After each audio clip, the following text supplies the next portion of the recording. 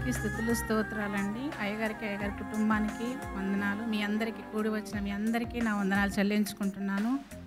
దేవుడు ఈ సంవత్సరము చాలా గొప్ప కార్యాలు చేశాడండి. చాలా లెక్కలేనన్ని కార్యాలు చేశారు. కొన్ని చెప్తున్నాను నేను.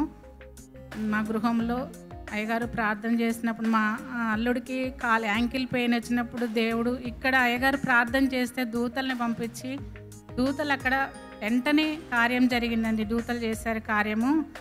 దూతలారా వెళ్ళి అక్కడ కార్యం చెయ్యాలి అని అంటే వెంటనే కార్యం జరిగింది. అదొక సాక్ష్యము. మా పాపది కూడా కాలు బ్రేక్ అయినప్పుడు దేవుడు అద్భుతంగా, దేవాను కొత్త బోను పెట్టాలి ప్రభా, నీ సాక్షి బిడ్డగా నిలబడతానని చెప్పి నేను అనుకున్నానండి. అద్భుతంగా దేవుడు ఆపరేషన్ లేకుండా, డాక్టర్ ఆపరేషన్ చేయాలని 3 times ఎన్నిసార్లు పోయినా కూడా ఆపరేషన్ చేయాలి అంటున్నారు. కానీ మా పాప యాక్సెప్ట్ చేయట్లేదు. ఆపరేషన్ అంటే తనకు భయమని. నేనేమి ఇక్కడ ప్రార్థన చేస్తున్నాను, అయ్యగారు ప్రార్థన చేస్తున్నారు. అద్భుతంగా దేవుడు కొత్త బోన్ పెట్టాడండి. ఏ ప్రాబ్లం లేకుండా, ఆపరేషన్ లేకుండా మా పాపకి కాలు మంచిగా అయిపోయింది. అది గొప్ప సాక్ష్యము.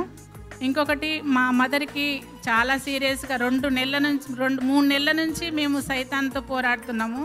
సైతాన్ ప్రాబ్లం అండి. అది మన బాడీలో వచ్చింది కూడా కాదు. దేవుడు అద్భుతంగా మా మమ్మీకి ఎక్కడ కూడా గాయం లేకుండా, యాంజియోగ్రామ్ లేకుండా, డయాలసిస్ లేకుండా, ఏ ప్రాబ్లము లేకుండా దేవుడు అద్భుతంగా ఓన్లీ డాక్టర్తో మేము సలహా ఇచ్చాము, ఒక మెడిసిన్స్తోనే తగ్గించండి, లేకపోతే అవసరం లేదండి, ఏది మేము చేయనీయము, ఏది కూడా స్కార్ కూడా పడొద్దు బాడీ మీద అని చెప్పేసి మేము డాక్టర్తో అన్నాము.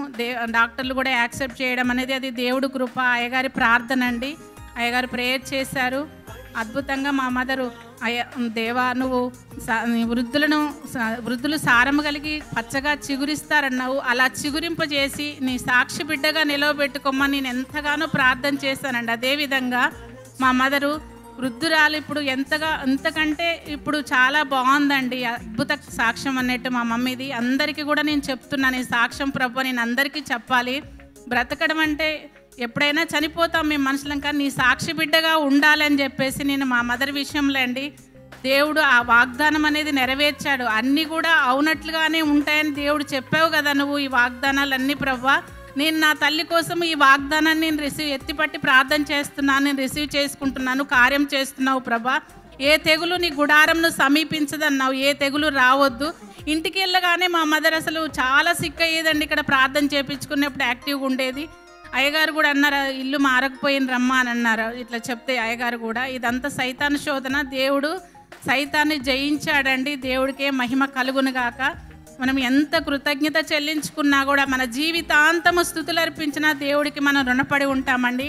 ఆ దేవాతి దేవునికి నాకు హృదయపూర్వక కృతజ్ఞతాస్తుతులు చెల్లించుకుంటున్నాను. కోటి వందనాలు చెల్లించుకుంటున్నానని ఇంకా ఎన్నో సాక్ష్యాలు ఉన్నాయి. దేవునికే మహిమ కలుగునుగాక. ఆమేన్.